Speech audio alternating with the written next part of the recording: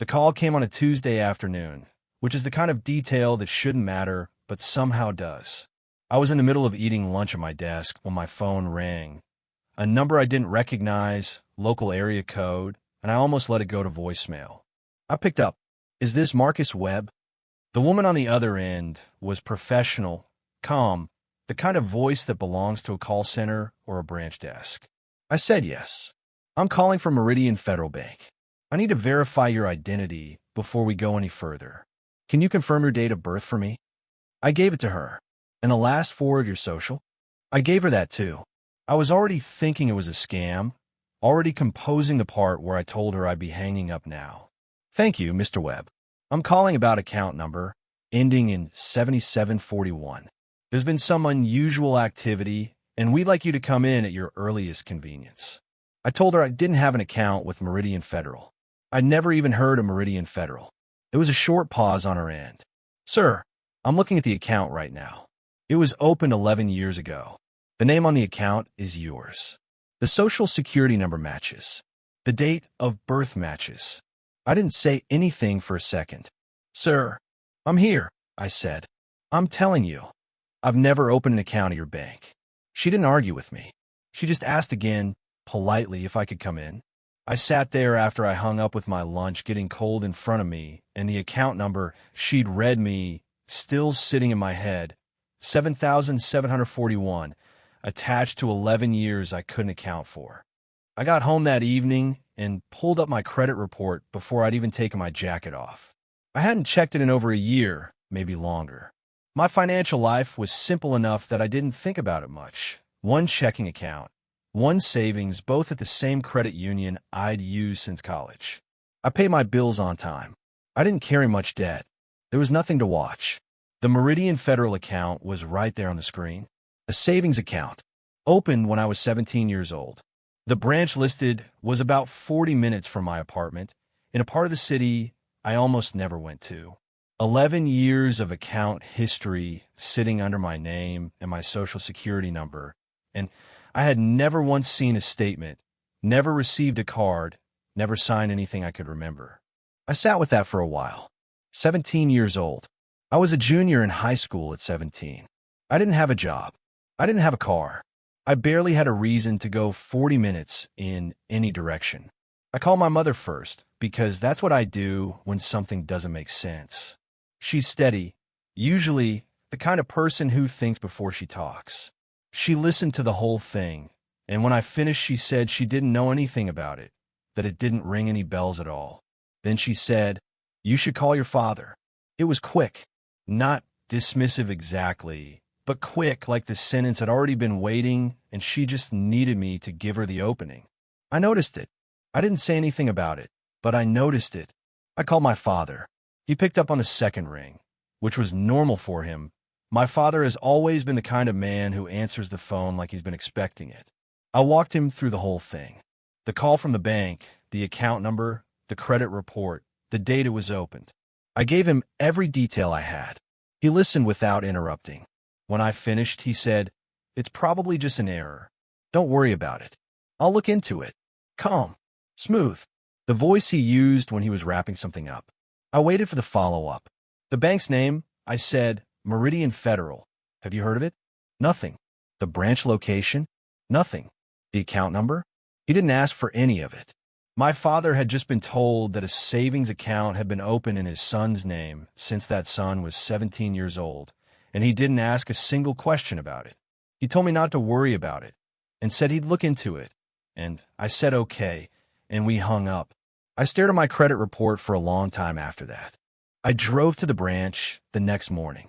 I had my passport and my driver's license on the seat beside me, and I'd printed the credit report page with the account listed, though I wasn't sure I'd need it. The branch was a small one, a strip mall location between a nail salon and a shipping store, the kind of bank branch that looks like it was placed there by accident and stayed. I told the woman at the front desk what I was there for, and she brought me to the manager's office.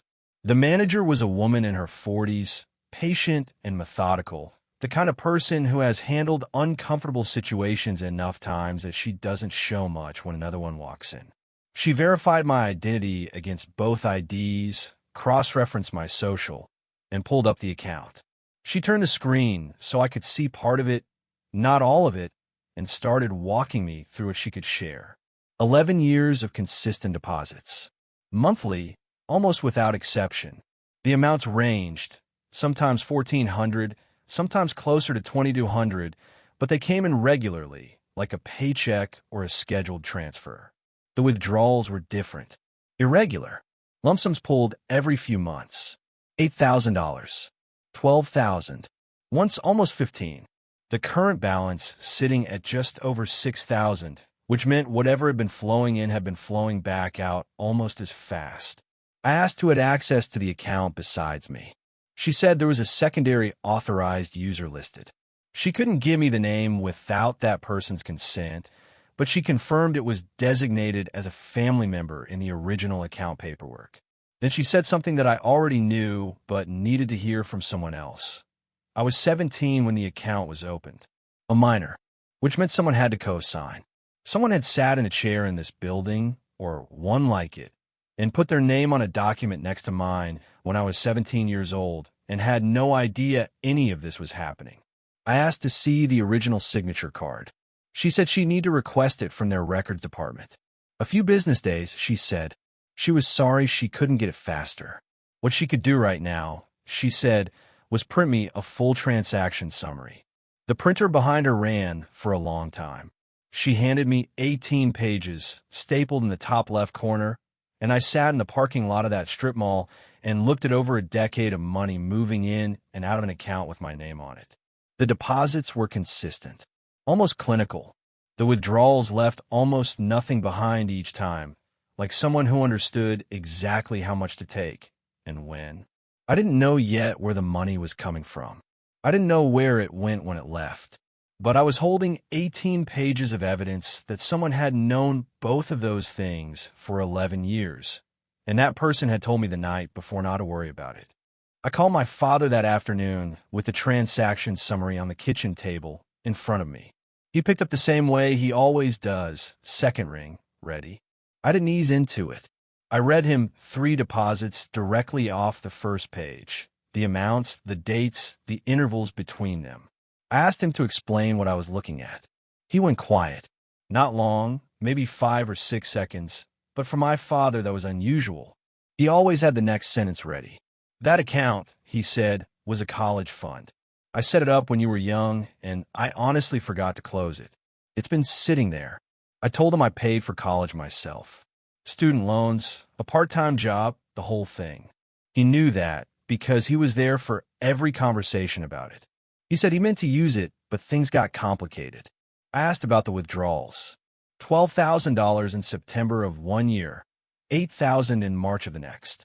Funds that left in lump sums on a schedule that had nothing to do with any tuition calendar I'd ever seen. You're making this into something it isn't. His voice had shifted, not angry, but with an edge to it now, the tone he used when he thought a conversation had gone on longer than it deserved. I told him I was going to the bank to request the original signature card.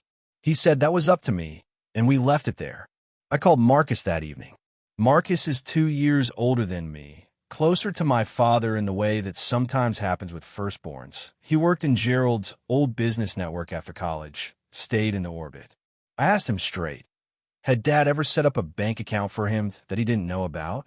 Marcus said no, not that he knew of. Then he said, why? I told him what was happening. He listened without much interruption, which wasn't typical for Marcus, and when I finished he said, that's strange, and then added something that hit differently than anything else that day. He said about 2 years ago, their father had asked him out of nowhere whether Marcus had ever gotten mail from a bank that seemed unfamiliar. Marcus said he'd thought it was an odd question. He told Dad no and moved on. He hadn't thought about it again until right now. After I hung up, I looked at the transaction summary again, this time all 18 pages start to finish. The deposits were too consistent to be something anyone forgot. They came in like clockwork, month after month for 11 years. But the withdrawals were what kept pulling my attention. They clustered. March, September, December. Not every year, but often enough that it wasn't random. There was a rhythm to when the money left, and rhythms don't happen by accident. My father had called the account a forgotten college fund, but someone had been managing it carefully enough to pull money out in the same months, year after year, for over a decade. The bank called on a Thursday. The signature card was ready. I went in that same afternoon. The branch manager brought it out in a manila folder and set on the desk between us. It was a photocopy, slightly faded, the kind of document that had been sitting in a file box somewhere for a decade. Gerald's signature was at the bottom. Clear, firm, exactly the way my father signs his name. My signature was at the top. I looked at it for a long time. It had the right general shape, the way a teenager's signature looks before it settles into something consistent. But I have never been in that building before this week. I was 17 years old, and I did not sign that card. I was certain of it the way you're certain of things that never happened to you. Someone had signed my name, and they had done it well enough that it had sat in a bank's records for 11 years without anyone questioning it. I drove to my father's house that evening. He answered the door like he'd been expecting me, which maybe he had, and we sat down in the living room where I'd grown up watching him handle every situation from a position of complete control. I told him about the signature card. I told him the signature wasn't mine. His story shifted again. He said he'd opened the account to help me build credit history when I was young, that he'd been trying to do something good for me, that I didn't understand how these things worked. I told him again, the signature on that card is not mine. I never signed anything. I was never in that bank. Something changed in his face then. Not guilt. I want to be precise about that. It wasn't guilt. It was the look of a man recalculating, deciding how much of a problem this was, and what it would take to contain it. Think carefully about what you're accusing me of, he said. His voice had dropped. I'm your father. It wasn't a reminder. It was a door closing. I left. I didn't have anything left to say in that room, and he knew it, and I think that was the point. I sat in my car at the end of his driveway for a few minutes. Then I called the bank's fraud department. The representative walked me through it methodically. I could file a formal dispute. The bank would open an investigation into the account history, the signature, the authorized user access. Standard process, she said.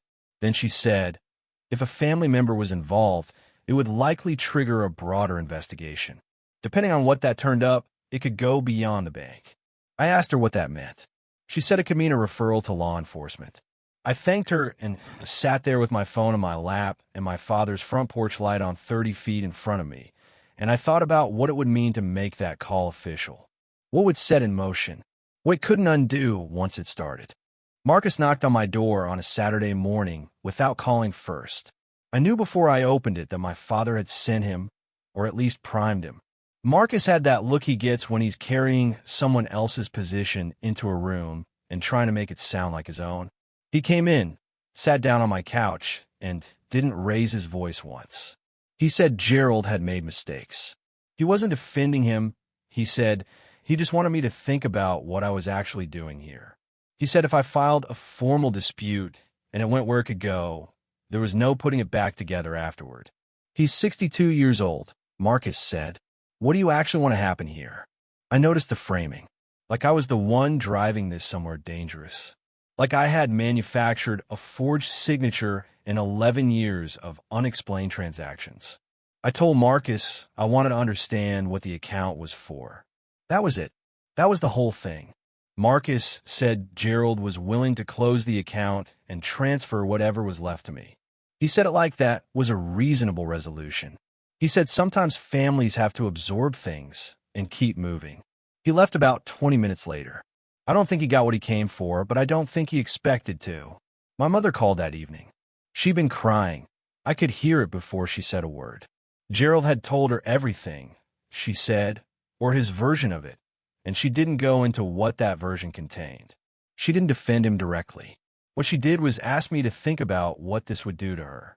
She said she couldn't go through something public at her age. She said she didn't have the strength for it. I heard my father's voice in the background toward the end of the call. Low, asking something I couldn't make out. My mother said she had to go and hung up. I sat with that for a while. My mother had not said he was right. She had not said the account was fine.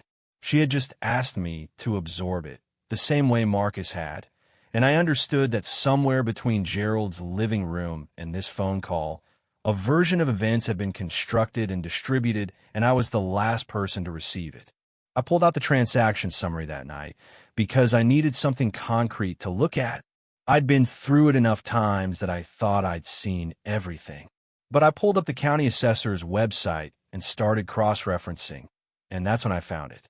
Two of the large withdrawals, $11,500 and $9,800, had gone out within a week of property closings listed under Gerald's old company name. I checked the dates 3 times. The timing wasn't coincidental. Money came into an account in my name and went back out just before a transaction closed under his company. A college fund doesn't do that. Credit building savings don't do that. The account wasn't forgotten, and it wasn't for me. It had been a place to move money through, money that needed to pass through a name that wasn't Gerald's when it mattered most that it didn't look like Gerald's. My name. For over a decade. A coworker had used a financial attorney the year before for something involving a disputed estate, and she gave me the name without asking too many questions. I called that Monday morning and got an appointment for Wednesday afternoon. Dana's office was on the 4th floor of a building downtown, small and organized in a way that said she didn't waste time on anything that didn't matter. I laid everything out on her desk: the transaction summary, the copy of the signature card, the property closing dates I'd pulled from the assessor's website with the corresponding withdrawal dates marked in the margin. She went through it quietly. When she looked up, she didn't start with Gerald. She started with me.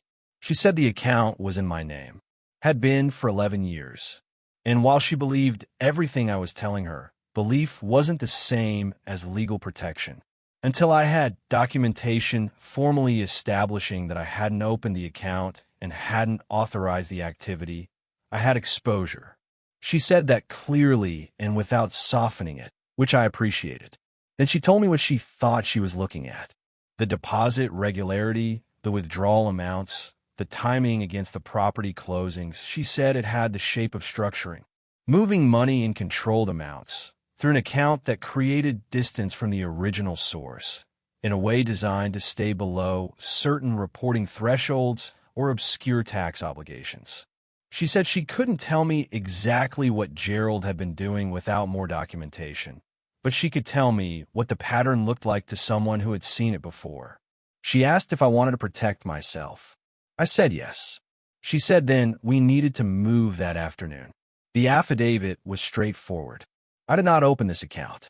I did not sign the signature card. I did not authorize any deposits or withdrawals. I had no knowledge of this account's existence until I received a call from Meridian Federal Bank. I read it twice and signed it. Dana filed it with the bank directly. She told me what would follow: a formal review process that Gerald would not be able to slow down or redirect because the account holder had now placed a dispute on record. She said I should give him the opportunity to come in voluntarily before the bank's own process required it. I called Gerald that evening. I didn't ask him anything. I told him I'd filed paperwork with the bank and retained an attorney. I told him the bank was opening a formal review. I told him he should come to the branch on Friday with his own documentation and be prepared to answer questions I wouldn't be asking. The bank would be asking them. He was quiet for a long time, longer than the silence after I had read him the deposit amounts, longer than anything in any conversation we'd had that week. Then he said, "You have no idea what you've done." Not pleading, not asking me to reconsider. Cold and flat. The voice of a man who had just watched something move outside his control for the first time. I told him Friday, 10 o'clock, and I hung up. I'm over at where silence ends. Subscribe if any of this sounds familiar. Gerald was already in the parking lot when Dana and I arrived. He was standing by his car in a jacket and tie, which told me he'd thought about how he wanted to look in that room. We walked in together without speaking. The conference room was small, a table that seated 6, a whiteboard no one used, a window that looked out onto the strip mall parking lot. The branch manager was already seated. Gerald sat across from Dana. I sat next to Dana. Nobody offered coffee. Dana laid the affidavit on the table first, then the transaction summary with her annotations, then the signature card copy with the dates highlighted. She walked through it in order, no editorializing, just the sequence of events and what each document established.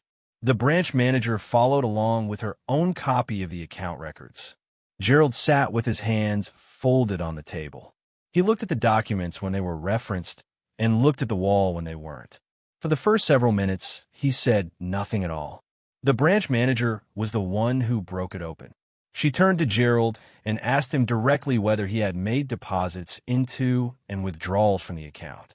Gerald unfolded his hands. He looked at the branch manager, not at me. I opened the account, he said. Yes. For what purpose? Dana asked. Family financial planning. Dana asked him to explain what that meant specifically. He was quiet for a moment, and then he explained it the way a man explains something he has decided is not worth being ashamed of.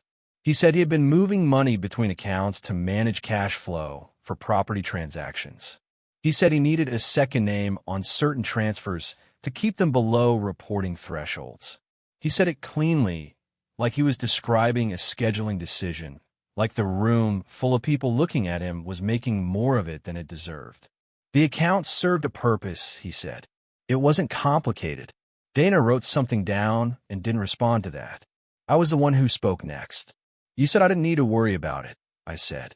That's what you told me on the phone. Before I'd said which bank, before I'd given you an account number. You already knew exactly what it was, and you told me not to worry about it.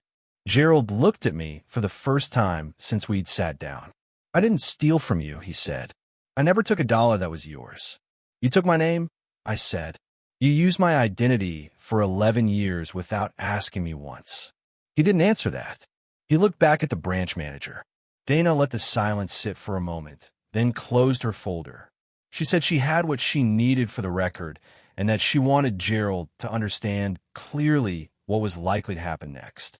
The branch manager said it before Dana could. She said based on the account pattern, the affidavit, and Gerald's statement, the bank would be filing a suspicious activity report. It was not discretionary at this point. It was a regulatory requirement. Dana told Gerald he should retain his own attorney before the end of the day. Gerald stood up. He straightened his jacket. He looked at me one more time, not with anger, not with anything I could name easily. And then he walked to the door and opened it and left. He didn't say anything. He didn't slam it. The door settled shut behind him with almost no sound at all. The branch manager gathered her documents. Dana made a note on her legal pad. I looked out the window and watched my father cross the parking lot, get in his car, and drive away, and I thought about the fact that he had sat in that room and admitted what he'd done and still found a way to make it sound like something that had simply happened rather than something he had chosen every month for 11 years. Marcus called at 9:15 that night. I knew from a first second that Gerald had gotten home and reframed everything into a version where I was the one who had done something. Marcus didn't ease in. He started mid-sentence, like the conversation had already been going in his head for hours. He said Gerald had told the family I'd reported him to the bank. He said their mother was inconsolable. He said I had chosen strangers over my own family, and I needed to understand what I'd done to everyone, not just Gerald, everyone. His voice was shaking, not with grief, with the specific anger of someone who has built their understanding of a situation on a foundation that just moved. I started to say something, and Marcus hung up. I sat with the phone in my hand and thought about the word strangers. Dana, who had spent 3 hours protecting me from legal exposure I hadn't created. The branch manager, who had done her job with more care and fairness than anyone in my own family had shown me in 2 weeks. Strangers. The letter from the bank arrived 6 days later. Formal, precise, 2 pages. The suspicious activity report had been filed. My affidavit was on record. My name had been formally separated from the account's transaction history, which meant that 11 years of deposits and withdrawals that I had nothing to do with were no longer sitting under my identity without qualification. Dana called me the same afternoon the letter arrived. She said the investigation could take months. She said depending on what the review uncovered, the property transactions, the structuring pattern, the full account history, Gerald could be looking at tax penalties at minimum and potentially more. I asked her what I was supposed to do in the meantime. She said I'd done what I needed to do. Now I waited. 9 days after the Friday meeting, my mother sent me a text message. Not a call, a text, which told me she'd written it carefully and wanted control over how it landed. It said, "I knew about the account. I didn't know what it was for. I should have asked. That was all." I read it 3 times. She had known the account existed. For how long? She didn't say. What she told herself about it for however many years, she didn't say. Whether Gerald had given her a version that made it easy not to ask, she didn't say. What she'd given me was an admission with all the specifics removed. Enough honesty to feel like something. Not enough to be accountable for anything. I set my phone down and didn't answer her that night. 3 months passed before I saw my mother in person. We met at a diner she suggested, roughly halfway between her house and my apartment. She was already at the table when I arrived, and she did look older. Not dramatically, just in the way people look when something has been weighing on them long enough to settle into their face. She told me Gerald had hired an attorney and was cooperating with the bank's review. She said she didn't know all the details of where it was headed, only that it was moving. She said the marriage was strained. She said she was staying. She didn't offer an explanation for either of those things, and I didn't ask for one. She didn't ask me to forgive Gerald. That was the thing I'd been half braced for, the whole drive over. But she didn't do it. What she did was look at me across the table and ask if I was okay. Just that. No agenda attached to it. No request folded inside. No version of the question that was really about something else. It was the first time in this entire ordeal that she'd asked me something and meant only what she said. I told her I was getting there. We sat for about an hour. We talked about other things. It wasn't easy and it wasn't repaired, but it was honest in the small way that 2 people can be honest when the larger honesty is still too complicated to hold over a meal. Marcus never called back. About 2 weeks after the Friday meeting, I sent him a text. Not long. Just a few sentences explaining what the account actually was, what I'd found, what the attorney had confirmed, why I'd done what I did. I kept it factual. I didn't ask him to agree with me. I just wanted him to have the real version of it. He read it. The receipt showed up within the hour. He never replied. I didn't send another one. I'd said what I needed to say. What he did with it was his. About a week after the diner, I sat down at my kitchen table with my own financial records. My actual accounts, the checking, the savings, both opened by me, both carrying my signature on documents I remember signing. I went through everything. Statements, balances, the small and ordinary evidence of a financial life that belonged entirely to me. It was clean. All of it. I put the folder in the drawer and closed it. There was no resolution with Gerald, not the kind that looks like one. No admission that reached me, no apology, no moment where he sat across from me and said what he'd actually done. What there was instead was a process that moved forward without needing his cooperation or my forgiveness to do so. For 11 years, my name had been in a room I'd never walked into, attached to decisions I'd never made, serving a purpose I wasn't told about. I don't know exactly what that cost me. I know it didn't cost me nothing. What I have now is an account I opened, a signature that's mine, a drawer I can close at the end of the day and trust that nothing in it belongs to someone else. That's not a small thing. It just doesn't look like much from the outside. I'm over at where silence ends. If your family has ever asked you to absorb something you shouldn't have had to, tell me about it in the comments.